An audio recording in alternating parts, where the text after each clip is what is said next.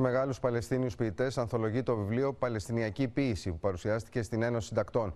Κοινό τους γνώρισμα ο αγώνας για την επιβίωση του Παλαιστινιακού λαού. Περιλαμβάνει επίσης σύντομη ιστορική αναδρομή και χαρακτικά του Δημήτρη Κατσικογιάννη.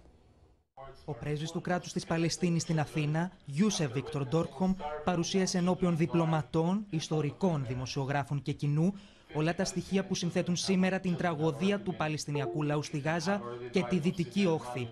Τα χιλιάδες παιδιά και αμάχους που σκοτώθηκαν, τους 800.000 Παλαιστίνιους που βρίσκονται αντιμέτωποι με το φάσμα της πείνας, και κάλεσε τη διεθνή κοινότητα να επιβάλει το ψήφισμα 2728 του Συμβουλίου Ασφαλείας του Οργανισμού Ηνωμένων Εθνών, που προβλέπει άμεση κατάπαυση του πυρός και μίλησε για τη δύναμη της ποίησης. I invite you to take the verses and become participants in a movement fueled by the potency of language and the unyielding spirit of resistance.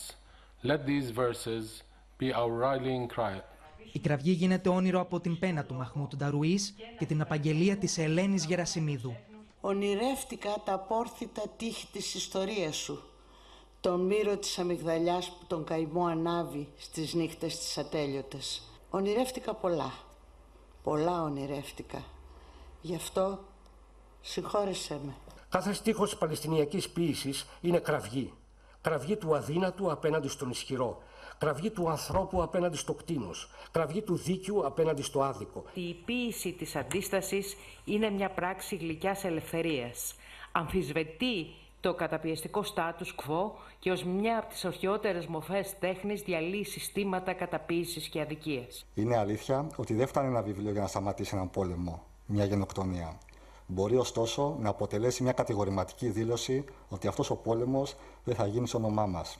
Την εκδήλωση συντόνισε ο δημοσιογράφος του Αντένα Νικόλας Βαφιάδης. Το βιβλίο Παλαιστινιακή Ποίηση κυκλοφορεί από τις εκδόσεις Ειρήνη.